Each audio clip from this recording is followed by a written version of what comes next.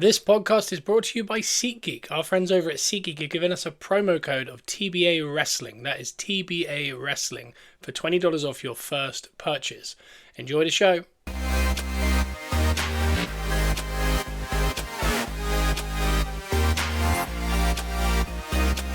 Welcome to Gunners R Us podcast, where we are positively Arsenal. And that we are. I came in there with, I'm going to be honest, that was more somber than I thought, because as I was saying it, it felt like I'd never said that intro before. And I'm fair, even now, I don't know if I said that correctly, but I'm leaving it. But I'll listen back in a minute and be like, what was I talking about?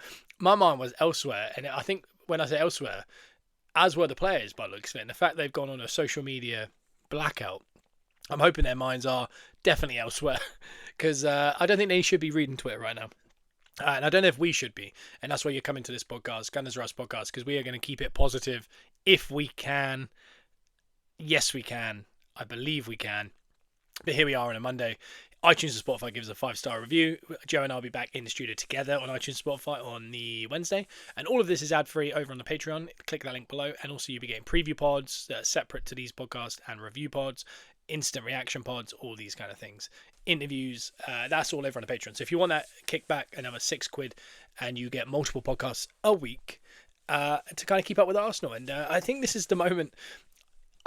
We're somewhere between. I'm somewhere between two parts, between two fans, as they say, of wanting more content because I need to understand what's going on, and I don't want to see any content because I don't know what's happening. I don't know where I sit yet, and maybe I'll talk my feelings out in this podcast, and maybe it'll help you guys get your head around it. Because this weekend I did the Patreon, I did the preview of Bournemouth, and we'll start with the Bournemouth game, and then we'll get to the City game, and then we'll get to where that leaves us and the reaction to it. And along the way, we'll probably hit on all those things in amongst it. I did a Patreon on Thursday last week, came out Friday, I believe. My prediction for this game was that we were going to play the exact 11 that we had. And again, it's not me being very smart or clever or anything. There was 10 players that had to play, and then there was one opportunity you could play, and I'll get to that in a moment. But either way, I predicted the 11 that would come out, and I predicted that 11 would frustrate the crowd. I predicted that you'd see Madueke and Martinelli run the ball out of play. The crowd will get hot. Bournemouth will score. We'll then have to make multiple changes to try and get back into the game. And around 60 minutes, we'll accept we need to get a draw. And we're not worrying about winning anymore. We just cannot lose the game. And then we'll go on to potentially draw that game. I predicted we would end up drawing the game, but we dropped points. I did not anticipate losing the game. I really don't, and it's easy to sit here because I made that prediction to be like, yeah, and I accept. I thought we were going to lose, and we did. I didn't think we would lose. I thought we would potentially drop points. And my prediction came exactly right. And I think also the prediction also feeds into the starting 11 also feeds into the prediction of how the score goes. It's a if there was a Venn diagram, I mean, there's Arteta tactics, there's squad availability, and then there's also maybe other miscellaneous, And when you look at Arteta's tactics, and you could say, and we'll get deeper into these as we go, but just on a quick one, we're willing to take gigantic risks in our own 6-yard box just to beat a press that we then go long, which eradicates the reason of why you took such a big risk. And also, we're not willing to take forward pass risks in the final third, but we're willing to do it in our own 6-yard box. Does that make sense? No. It really doesn't. No matter, people could say, yeah, but you have to do it. And I do, and I understand. I'm happy for us to take those risks, as long as the rest of the game, we are still doing forward passes. Because I know that is what draws the press out, and I know all that. But when you see all that, and then you look at squad selection, or squad availability, I should say, we had, dare I say, 7 or 8 runners in a team. And I think you need that mix of, in my opinion, I think you need maximum 3 runners in a team. Like ones that are just up and down. Like completely up and down. I think never more than 3. Maybe one of the fullbacks, maybe a centre forward, maybe a winger. Your front 3 cannot be Martinelli, Madueke, and Gyökeres. You know, you imagine the three arrows, what they're doing. All three of them are all out attack, run forwards. And then behind that isn't so bad if you've got someone super creative like Odegaard or Eze. But we don't. We have a guy who is best suited as a number 9 holding the ball up for those kind of pacey wingers. He's now playing the number 10 role. And he's not that creative. He's not the most tidy player. And he's kind of in a hole. Then we have obviously Zubimendi having one of his worst games, and I'm not going to get on top of Zubimendi. I think it's ridiculous, the kind of the concept of how hard people are going on him. He wasn't great, but I mean the team wasn't great, you know. And I don't want to just single out that guy, but him having that game, and then Rice almost, it felt like he hit a point where he went, I know what this team is, like as in the team that was picked. I have to do something. And the commentator even said it. They said it's like the best kid at the schoolyard kind of going, yeah, we need to win. And then he just keeps the ball. And it did feel like that. And then with Ben White is also a runner. Do you know what I mean? Like he's an overlapping fullback. He's not going to invert. He's not going to sit next to the 9. He's not going to rotate positions or anything. He's going to overlap and he's going to look to cross it. And when you've got Madueke, who is someone who doesn't want to necessarily pass it, it's a lot of the same, and I think it's too much. There's not enough technical ability in there. I think you need 80% of your team to be tech, and you have your runners that kind of are the wild cards. So, but realistically, that was all that was available. The only change you could have made, and this is what I said in the Patreon, was Dauman for Madueke to start. And I'm not saying Dauman came on and shone bright or anything like this, but in the last 3-4 weeks, I would say our best right winger at the club that is available to play is Dauman. I think it's not a novelty that he's 16. I'm saying he is the best of the bunch at the minute, at present. He was the best player at Southampton. He went in the Sporting game. He was much better than Madueke was for the 70 minutes prior. I thought 2 parts. One, he deserves to play. Secondly, because we cannot play Eze, because I assume minutes. The doctor has probably said he can play this many minutes, so he couldn't play. Trossard, same situation, he can't play. And also Martinelli probably played himself in the contention because of how good he played in the Champions League, so you kind of have to play him. Gyökeres, I think you have to play him. I think there was a chance that Havertz was going to start this game up front, but there was no 10, so therefore Havertz has to play the 10. Then Zubimendi and Rice picked themselves, so does Saliba and Gabriel and Raya. Lewis Skelly has to play because Hincapié and Calafiori's not even in the squad. God knows why. Hincapié just coming back from injury, so can't play much. And then Ben White right back. The only one I'm just going to add to that I didn't add on the Patreon was Mosquera could have come in for Ben White. Ben White's played a lot of minutes. Mosquera's been unbelievable in that position as well. Probably deserves to play a bit more minutes. And I'm not saying Ben White was at fault for anything here necessarily, but it's a change you could have done. But I just thought the Dauman for Madueke starting takes that crowd, because the 11 we put out was the 11 I predicted. And I said the minute that gets announced, that crowd goes instantly into panic. Because we all know it's not got the technical ability. We know it's runners. We know we're going to get into shape and we're going to try and counter at home to Bournemouth, which is not acceptable for a team trying to win the league. And I know Liverpool play kind of that type of way, but it's more of an aggression. You know, I mean, that's disrespectful to even say that. It was like Liverpool in any way. But, you know, you don't have to be a tech team to win the league. But Man United made championships out of sitting back and kind of countering and scoring late and all sorts. But Liverpool more aggressive, and I'll get to how bad our XG was and how bad our chance creation was and how bad our actual shooting was. But so it's disrespectful to even level that next to the style of Liverpool, especially under Klopp. But it's just a different style. But I just don't think that team should be playing that way. And I know that squad and that group of players kind of almost have to, because they don't have the retention. They cannot keep the ball in the style they play. So we kind of had to play the style that group made. But I just thought if you started Dauman instantly, maybe not the whole crowd, but good 50-60% of them are going to stop going to be nervous, and they're going to go, there's Dauman. And I know that could be heaping a lot of pressure onto a 16-year-old, but I think it just softens a spiky crowd. I really did. And I think it would have. Because that crowd, as much as the commentators kept saying, oh my God, you can feel the tension, they're nervous, they're quiet, it was about as loud as I've heard the Emirates in a long time. And when they scored, they got even louder.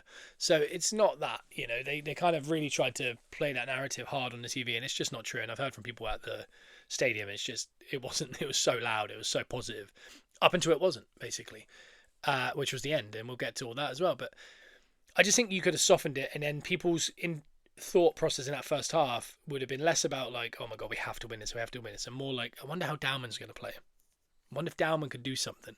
And every time he gets the ball, there's a buzz. There's a sometimes certain players get the ball. When Rice gets the ball, we all go, okay, cool, it's Declan Rice. We're happy. We're neutral. We're confident. When someone like Madueke gets the ball, Gyökeres, and I like these players, but there's an element in Martinelli that instantly, that, if there was like a Leaper scale, it drops a little bit into the negative side. Like, oh God, what's he going to do? And then when he does well, you go, oh, thank God. We do it with Gyökeres. It goes up to him, hits his chest, and he keeps the ball, and he actually makes a pass, and you go, oh, okay. You don't instantly go, he'll be fine, like you would with maybe Havertz when he's up front, or Rice in the midfield, or Saliba and Gabriel at the back. You kind of just, you don't have a spike of negative or positive before he gets the ball. Whereas we were playing a lot of players that do that. Whereas Dowman has the opposite. As soon as he gets that ball, the crowd stand. This is going to bring the positive's not going up by 10% or going negative 10% when Madueke picks the ball and we're not sure what he's going to do. Does he surprise us? Does he disappoint us? When Dowman gets the ball, it goes up 100%. It goes up right to the other end, and everyone goes, oh, what's going to happen? And if he loses the ball, everyone claps and goes, come on, Max, you've got it. And I'm not saying that's correct. I'm not saying it's whatever, but that's how it will be. I think he had the ability to play him, and that would have softened that crowd. Would Bournemouth still have scored? Yeah, probably. Because the goal is a nice work move, an awful cutback, just a very unlucky bit of defending that goes to the back post to Krupi, who's an unbelievable young player, actually. And they scored a goal. The crowd come up. They try to get us back into it. But we didn't look like scoring before that. We were kind of nervous. We had the set piece where Havertz headed it from 3 yards over somehow under no pressure. We had a few things like that. I just think it would have kept that crowd from turning, because when you do eventually get to 60 minutes and you think we're going to have to change this, you can bring Madueke on from Dowman because it's alongside Eza and Trossard, and that's instantly going to make everyone feel more comfortable and more secure and more like we could actually do something. Whereas I think we went 100% into the panic team, and Dowman was the only kind of key. I think Dowman's the only one that could have softened the move over, and he didn't. And instead he hit, and he obviously went into half-time. We obviously got the goal. Was it a penalty? I guess so. His hand is way unnatural and up. So I would say it is a penalty. My theory is always, if it got given against us, would I be livid and thinking the refs are out to get us? And I don't think I would have been on that one. I would have been, why is his hand up there? That's how I would have felt. So I feel fine with that. Gyökeres is an unbelievable penalty taker, and it's really nice to have a player like that at the club that you kind of feel really confident when he strikes that ball from the penalty spot. And sorry, a little pause there. The doggo needed a stroke. Yeah, it's good to have a penalty taker that you feel so comfortable. He hits the little celebration. He says, come on, let's go, get some more, whatever, which is the right mentality. And I think at that point, we all just kind of went, we've got lucky there, got away with one, and we're back in the game. Let's get to half-time. We get to half-time, you think, just make the change. You know what I mean? Like, it's not working. And the annoying part was, when you watch it, without the misplaced passes, there was actually loads of room for runners to run into. Like, if we get that pass, I think if it's just one player different, maybe an Eza or someone with a bit of composure in that 10 role, a bit of creativity, I actually do think we get away from them a little bit in that first half, because there was so much room on the flanks that they completely shut off in the second half. That someone like Dowman could have done something. And also, I think, with a creative player that could have, there was that one chance where we got away and it was like 3-on-3, and Havertz just makes this kind of too close to the fullback pass to Martinelli, which a better pass there at 3-on-3. So there was actually good. The way Bournemouth set up was actually nice for the team we put out. We just didn't do anything correctly. Nothing was. The basics were done badly. There was mistakes. There was slips. They were like sitting on the ball too long, not making the passes. Short little 10-yard passes were not going to their man. Just really odd. Not every bit of a sign that someone is getting nervous. A team is getting nervous. And that's at half time. But getting back to that, the Venn diagram, because I kind of digressed there into the team and into the first half, and we'll get back to it. So I'm keeping an eye on where so I know we do tangents here. And we had the tactics, and we had the team we had to put out. And then the last one was miscellaneous. And what I mean by that was, and a Bournemouth fan said it to me on a text thread. He said, we had 25 days to prepare for that. and a lot of our players didn't go away for internationals. Like this is 25 days of rest essentially, and Arsenal. I know the joke is we pulled 11 players, so we didn't have many people in international. We had a lot of people international. People got injured in international. We also, those injuries that everyone said that we pulled everyone are still not playing. And that is also what's costing us. So injuries at the wrong time and fatigue, negative attitude post the Carabao Cup final. Then obviously since the international, with the depleted squad we did have, we played Southampton, we played Sporting away, and now this game. There's 4 games we've played since Bournemouth last played. That is the miscellaneous. Gyökeres mentioning a dry pitch. I can't get on board with. There was multiple things. That miscellaneous has to play a part. Even Bournemouth fans were saying the same. But I just can't. It's for me. I think sometimes you can look at it and go, "Oh, playing regularly is actually better for you because it's more." You're in more fluid kind of form, whereas having 23 days off, if we had 3 days off and Bournemouth had played 4 games and we'd end up losing that, everyone would go, yes, because they're not in the flow. So it depends how you look at it and who wins, and you know what I mean? Like, so I can't really get overly on board with that. I think the team is shattered, and I think we couldn't figure out why we were getting so many injuries, so we just bought more players so that even though the injuries are going to happen at the exact same amount of rate and time that they're away, we just had more players to fill. It's just unfortunate the players that have been hurt in this kind of part, it was too much of the same player. You take Saka, you take Eze, you take Odegaard, you take Moreno, at this point anyway, and then all the fullbacks essentially except for Ben White. If it was one fullback and it was one Saka, but you kept an Eze, but Odegaard was gone or something. It was just too much of the same, and it is unfortunate. It's just unlucky, but we have the squad. Lewis Skelly's a very good professional. I actually thought he was all right as well in this game. Ben White is good, and I think there is Mosquera's cover. But I just think, in the attacking third, it really needs some players back, and we need it quick because this is falling very quickly. So that's the 3 different Venn diagrams that kind of create this match. Second half, he doesn't make the changes at half. He makes it about 7 minutes into the half. And he obviously said to some of the players, especially the wingers. I think the wingers came off, and so did Havertz. I think he must have said to them, 3 creative players behind the centre forward. You need to figure something out, and I need to see a change in that half. And after 5 minutes, he'd seen enough, and nothing's changed. We came out.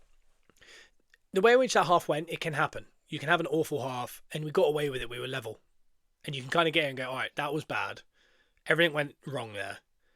We need to now, get serious, figure this out, and we need to come out and give that crowd what I told them we were going to get, because Arteta built this game. Bring the energy, bring your breakfast, bring your lunch, bring your dinner, get there early, all this stuff. The crowd do it, they give them their energy. And then there's some kind of disconnect, and it happened at the start of the game. There was all that energy, and then the whistle goes, the roar goes up, and then you watch Arsenal just drop into 2 banks of 4 and a 2 and shuffle side to side, not touch the ball essentially for the first 10 minutes. Then go 1-0 down. And you just think, where's the disconnect here? You tell the crowd to do that because we're going to come out like a storm. But Bournemouth should be going, Bournemouth's team talk at the start, that should have been, we're going to have to, weather the storm for the first 20 minutes and hope we don't concede. That's how they should feel, and they probably did feel that way. And then when they got there, they probably thought, oh, they're just letting us have the ball. And that I don't get, because we have to question this at some point. Is the manager lying to the media and saying that's what he's telling them? Or are the players just not giving him what he asked for? Because everyone can say Arteta out and all these, wild things.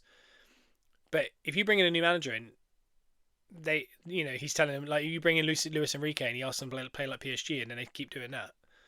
There's something off there, right? So I don't know what it is. I don't know if there is a disconnect, because Jesus even talked about it. He said, he tells us to go kill teams, get the goals, attack it. Don't let them have a second. And then you watch us just kind of, like I said, Bournemouth at home, giant title race, back in the Premier League for the first time in a month. Just drop into a back, you know what I mean? Like 2 banks. Like as if we were in the second leg against PSG in a semi-final of the Champions League at the Emirates.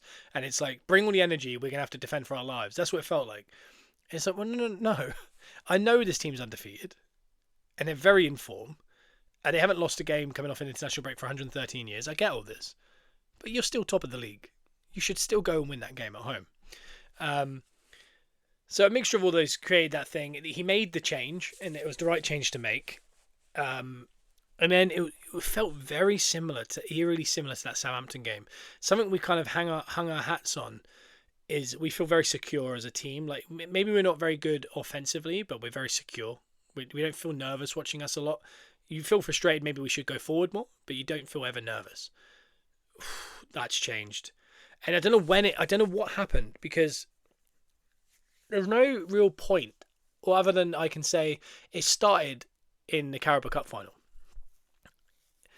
It started to feel like, and it's been a while, the last 3-4 years, we've got away from that feeling I had for the last 20 years, which is if I have to play at the Etihad or Anfield or a cup final against either of those two teams, or a Chelsea or a Stamford Bridge, you go in petrified. Like, just don't be beaten 5. And then you get beaten by 5 and you go, surely they can just not get beaten by 5, get beaten by 2. You know, that was the feeling for a long time. And in the last few years, we've got used to this kind of like, well, they're not going to score 4 goals or 3 goals against us. You know, maybe they'll score 2 at a push. But we should be able to score a couple, you know. It's like a competitive... We're competitive now, you know. And the way that Carabao Cup went, and the way in which we were very toothless, and there was no fight back in that game. It was just kind of confusion. And then the Saints game was the exact same. And the Saints game felt very similar to this Bournemouth game. Sporting game was very good. I actually, you know, a lot of people didn't like that result. Well, not the result, but the performance. I actually thought the performance was very smart and very good. Quick tell on that. Pep Guardiola has managed for like 19, 20 years, Bayern Munich, Barcelona, City for so long.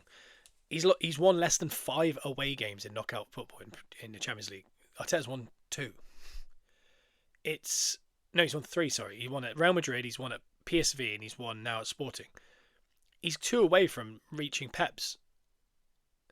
And it's because it's very hard to win anyway. You know, people go, oh yeah, but you should play better. So it's irrelevant. It's so hard to win in Champions League away from home in knockouts. Pep's made a career out of just drawing that away one, and then you win at home. So I think it was a really good result.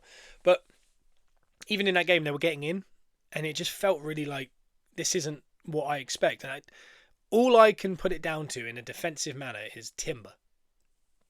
Timber missing, and then losing Hincapi. But more Timber, because something has changed, and he went out just before the Carabao Cup, and then this happened, and then since then I've never felt secure against any team. And the way that Scott ran through our midfield is so similar to the Southampton goal, the winning goal. And when it went in, you just saw it was coming. And like even 5 minutes before, even though we kind of grew into the game, and we were creating half chances. I mean, Gyökeres had it on the edge of the box. He kind of put one really badly wide. There was one where it came to him perfectly on the centre spot, but the defender managed to make a block and it went for a corner. And there was a header late on, which had nothing to it to me.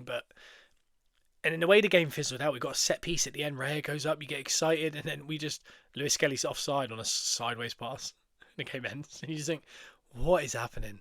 Like, this is not what we saw all season. This isn't the team that won it late at Newcastle. And, you know, like, you go and make these big wins away from home and blew away people like Leeds and at home. Top goal scorers in the league. It just wasn't that team. I think it was the lowest XG Arsenal have had since 1996 from open play. It was bad. It was really bad. I think collectively, Rice and Zubimendi gave the ball away 29 times, which is the most they've ever done. Zubimendi with 12, Rice was 17. I think Rice's reasonings for losing his was more progressive. A lot of it was shooting and crossing and trying through passes and stuff. Whereas Zubimendi's were a lot of misplaced sideways passes, unfortunately. But everything was wrong, and it doesn't look like there's a fight. It's missing characters, and usually you can go, yeah, it's because Rice is not there, or Gabriel, or something, you know, those big characters. We're missing, in all fairness, one of the best right backs in the world, our main franchise player, and our captain. It doesn't help, you know. That is, when you say it like that, you go, okay, well, yeah, that's where the characters are. But you don't also think of Saka, Odegaard, and Timber as big characters. You know, Timber's very quiet. Saka's quite a friendly character on the field or whatever. Odegaard quite quiet. but it does miss something. It misses. It doesn't feel like Arsenal at the minute. That team, it just feels very thrown together. When I saw the team news for the Bournemouth game, and we knew that was going to be a bit of an odd one, but when I looked at it, and I just thought, how's a team that's front three is Madueke, Gyökeres, and Martinelli, and I love all three players, but I just looked at it and went, how's that team the team that 9 points clear at the top of the league? And then the 10 is Havertz, and I just thought, this is such a weird team. Like, you know what I mean? Like, you know, you look at City and the team they put out this week, like Doku, Semenyo, Cherky, and Haaland was that same version. And you just think, like, what? Like, of course they're winning 3-0, 4-0, 3-0, you know. It's just a better team. But if you have Saka in there, and Eze or Odegaard, and you add Trossard, it, you know, maybe on paper doesn't quite still look quite good to see, but it works better. And we're really missing it. And it's really worrying because we're just not getting any word of, you know, is Saka going to be available this week? Oh my God, just pull that off the side, trying to get to my coffee. Is Saka available this week? Is Timber? The quicker these guys get available, and I was hoping with the amount of injuries we had in the first half, that it was like, oh yeah, but in the second half, at least probability-wise, we're going to be fit. Where are these players? You know, there's rumours that people are being coddled a little bit just to kind of help them get to the World Cup, and I was just like, no, like this is what we've worked all year for this moment. We've already messed it up a little bit. You know, we've lost that game. That was a can't lose. It had to be drawn or won. If anything, won. We've done a complete opposite, and the performance to match. Then obviously Sunday comes. I was wrestling with Joe. I keep an eye on it. Obviously, I wanted to see what the score was in the Tottenham Sunderland game. Very nice result there. And then it gets to that later game, and I don't see the first 20 minutes. I just kind of check fantasy football for the score. And it's 0-0, and I think, okay. Well, 40 minutes, I put the game on Sky Go on my phone in the locker room. I watch the last 5 minutes, and I think, okay, not much happening. Whatever. I get rid of the app, and I need to go do my match. And I got about 20 minutes or so, and sort the match, about to go out of the curtain. I literally grabbed my phone. I think, oh, quick check, 3-0. And then I went out for a match, and I thought, oh, brilliant. It just really that's a really demoralising result, because take away the run-in. To win 3-0 at Stamford Bridge is hard. To do it when there's the pressure of being in a title race, and kind of a pressure of Arsenal dropping points almost adds a little bit of pressure, even though it's kind of not, because they can afford to lose it now. So it definitely is a benefit to them. But the way they were doing it, and it's so annoying. There's so much wrong with it.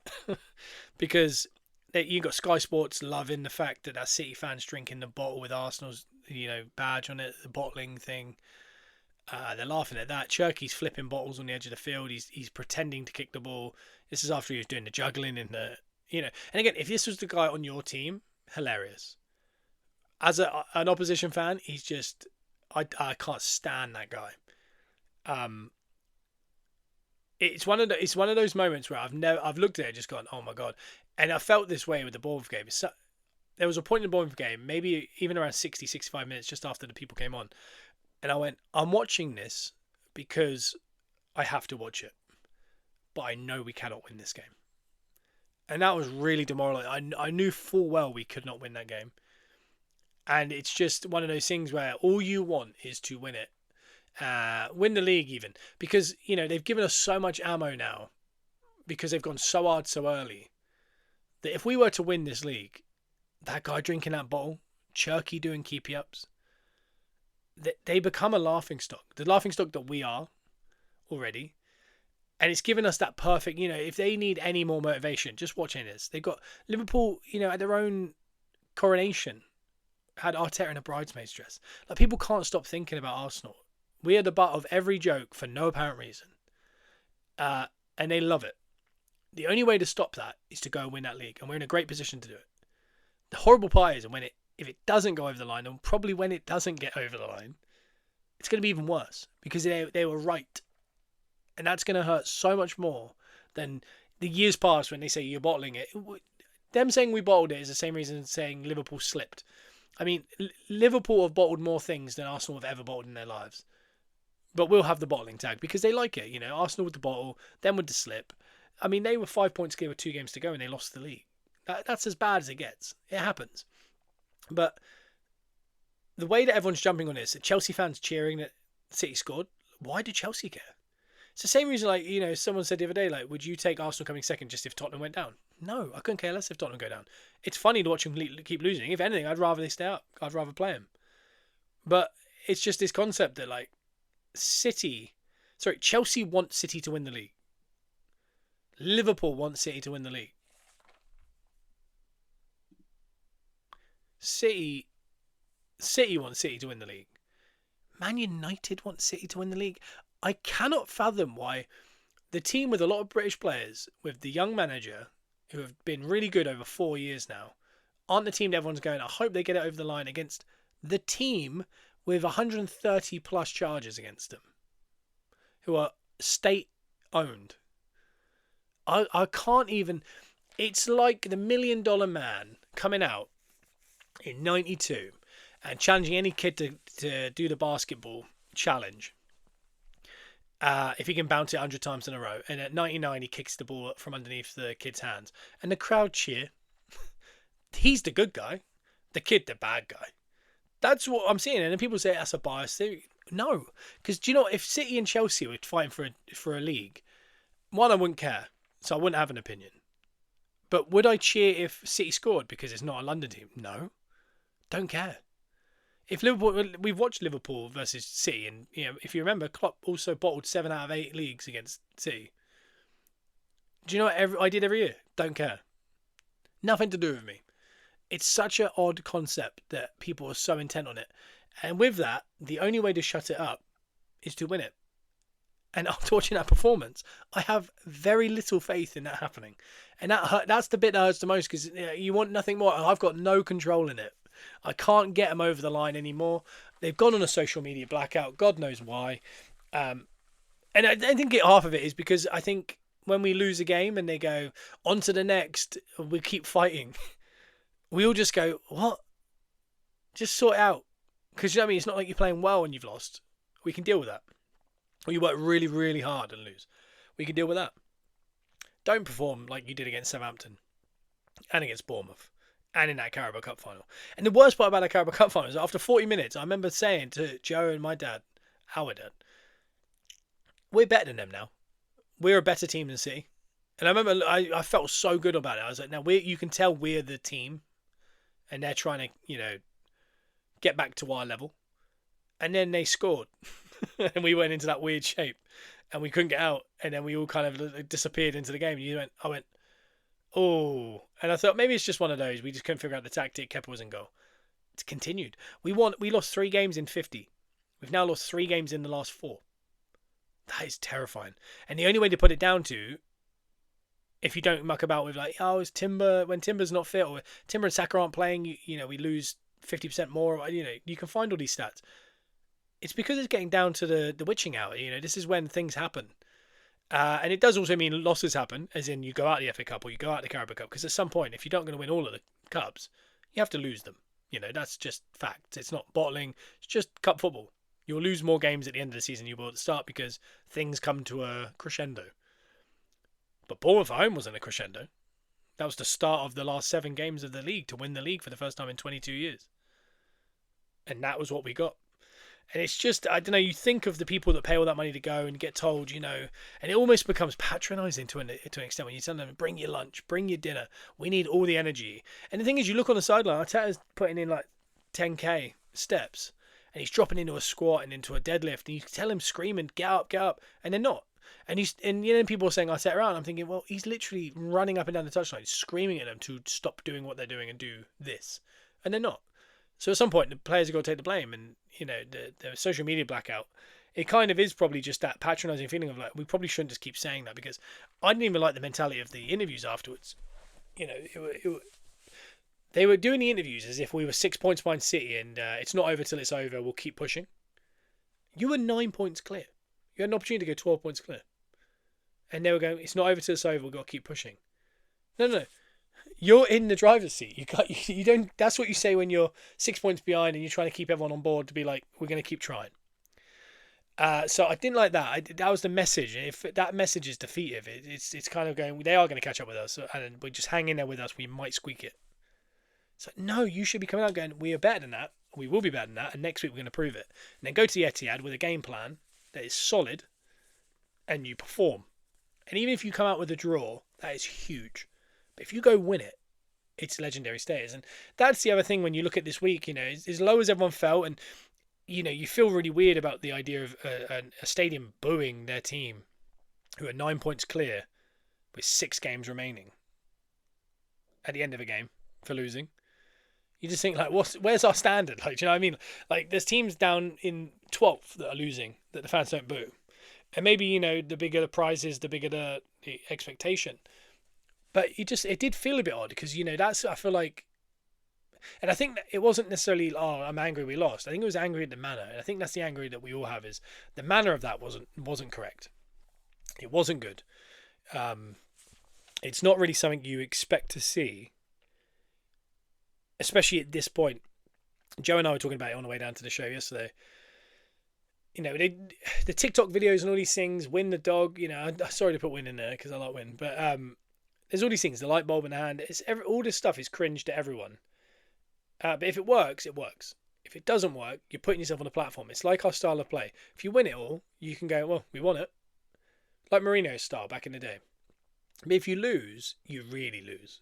Because if you lose playing well, in all fairness, we've lost playing well for many years, and people still made fun of it. So it's irrelevant, really. But it does feel like it makes it even harder to, make it feel just if you lose in this manner or play in that manner or do TikTok videos. Because I just looked at it and I thought, God, they've got a big screen out and they're showing them that TikTok while they train. Does he think they need motivating? Because if these players aren't motivated with 6 games remaining to win a title for the first time in 22 years, go get themselves, legendary status at the club. I mean, literally the last team that did this was essentially the Invincibles. And before that, it was half of the Invincibles and half Ian Wright's group. And then before that was 89. It's very rare that Arsenal win the league. They can become legends. They have put themselves in a position of being 9 points clear. They're now 6. It's realistically 3. But, if someone had said at the start of the season we'd be 3 or 6 points clear with 6 games remaining, we had to go to the Etihad, I'd be like, oh my God, amazing. What a season. And that's the other side of the coin. Because when you look at the week ahead, no matter how bad that was, we have a game on Wednesday and we have a game on Sunday. If we win them both, we might have just won the league, and we'll be in a semi-final potentially against a team we've already beaten 4-0 this season. Like that is the knife edge football's on, especially at the highest level, because you lose both those games, the manager maybe goes, a lot of the players maybe go. That's the end of that. It's such a knife edge, and that's every week we come on this podcast and we say it's so important what's coming next, and this might be the most important one. And I said this weekend I think really was, and I really do think it felt pivotal. And it wasn't just that; it was City beat us in the Carabao Cup final 2-0. They then had to play Liverpool at home. They win 4-0. They have to go to Stamford Bridge in a title-deciding kind of game, and they win 3-0. That's 9 goals, none conceded in the last 3 games. And I tell you this, if Arsenal fans put together a fixture list, and our fixture list read Chelsea away, Man City home, Liverpool home, and we came out with 3 wins and no goals conceded, I'd just be like, well, we're unbeatable. And that's how they must be feeling, that was such a big week. I think we have also made maybe such a big thing of it, we forget how far it is actually still to go. Because the idea of that team feeling confident enough to say even if we draw with City we could win out, there's no given we're going to win the 5 games after. Fulham at home, Newcastle at home, this is all Bournemouth kind of level. There's a very easy chance we lose both of them. There's so much to play for. But also there is a long way to go because it's not fatal. And that is the thing we have to remember. It is back in City's hands, but it's also in our hands because of the Etihad. If we go to the Etihad and we draw, it's only in our hands. It's completely in our hands. So that's massive. That's what we'd want at this point. Also, you sit there and you look at our fixtures, and like I just said, Newcastle home, Fulham at home, Burnley at home, West Ham away, Palace away. We're playing Palace last day of the season. They could be worrying about a cup final because they could be getting... They might win 3 cups in 12 months. And that would be unbelievable for them. And I think it'd be unbelievable as well because it's a European one, an FA Cup, and a Community Shield. But when you look at those games, they are winnable. They really are. With Joelinton missing the Newcastle game, Fulham just got turned over very comfortably by Liverpool, but Liverpool kind of dropped off and had them come onto them, which could easily be us. West Ham doing actually very well at the minute. That's a tough one away from home. Palace could be worrying about other things. And Burnley at home, we don't deserve it if we cannot win that game. They are probably the easiest team to turn over at the minute. But then you look at City's, and then I thought, we have to win out, and including the City game, or draw the City game and then win out. Then I looked at City's, and they are playing. They're playing Arsenal at the Etihad. Then midweek they are playing Burnley away. Then they've got a weekend fixture, which is FA Cup. They come back to Everton away, Brentford at home, Bournemouth away, Palace at home, and then Villa at home. So some very... Bournemouth away is not a given. Brentford can do a number on anyone in the league. Everton away from home, very awkward place to go. Burnley, maybe, that'll probably be too much. That'll be comfortable for them. We have the ability, because it's in our hands, to foil that ending. If we can get a draw or win, I've got this horrible feeling that team's given me over the last 3 or 4 games. That security, that confidence I had of, we might not score at the Etihad, but we would know where they won't. Or if they do score one, we'll probably score one. That's gone. I have this feeling of how I felt 4 or 5 years ago, which was, I can see it being 4-0. I can see Rice looking around, everyone shouting what's happening, and everyone head down, no one looking at each other. I can see it now. And I made a prediction last week if that's what we saw. That's the prediction I'm seeing this week. And I hope by the end of the week it changes. But if they need any more motivation, and you look at other teams, Chelsea, when they won the league, went to Etihad and made a point. When Leicester won the league, they went to the Etihad and they made a point. And when I say a point, I don't mean 1 point, I mean 3 points. I mean, they put that stamp on it to kind of secure their title. Last year, Liverpool got 1 point from possible 6 around this time, and they went to the Etihad and they won. Teams that go on to win the league go and win these games. And we have to start thinking that way. We cannot, if those players going, yeah, but a draw will be a really good result. And I agree it would be. They cannot go in there thinking that. They have to go in there going, we're better than them. We have to win this game. We have to outthink them. We cannot let them do that 4-2-4 thing and us just kind of stutter. Because, by the way, Bournemouth did it this week. And we had no answers for it. And it was really demoralising because you think it's such a high-profile loss in a final. Something so simple of doing a 4-2-4 and just standing there and waiting for us to just give the ball away. We had a month to think about that and how, if we came up against that again, how we deal with it. And we didn't. We haven't come up with a way of dealing with it. And that all that does is give if I've noticed that, every coach in the league's noticed that. Because West Ham, with Nuno, Silva at Fulham, even Pep will go, oh yeah, you just do that. And they start and they're confused and they give the ball away on the edge of their own box because they're panicking. And then you score. And it is really worrying. Weirdly, we've got a weird week just because City got a week off. We've got a huge game in the Emirates, which could be a nice one because they need a feel-good factor in that squad, because the social media blackout, almost as much as I kind of agree that it probably best, it's also this feeling of a disconnect, and I think that disconnect can grow. They need to turn up to the Emirates and put on a show against Sporting. They need to come out aggressive. We need to see some players back if we can. Obviously, that's out of their control. And we need to win. I don't think just drawing 0-0 and going, we're through to the semis. And we'll be, by the way, we're being so privileged in the sense that we're just get us through to the semis. Ugh. It's not enjoyable though. So we might be in a semi against Atletico. That's very doable to get to a final. That would be unbelievable for this club to get to a Champions League final. We haven't been to one for 20 years. And we lost it. It's the only time we've ever made it. So that would be history in itself. But in 3 days later, they just got to get up for one more game. And again, you've got to get up for 6 more games in the league. But that one could be telling, because if you win that goes back to 9 points. And we're now only 5 games away.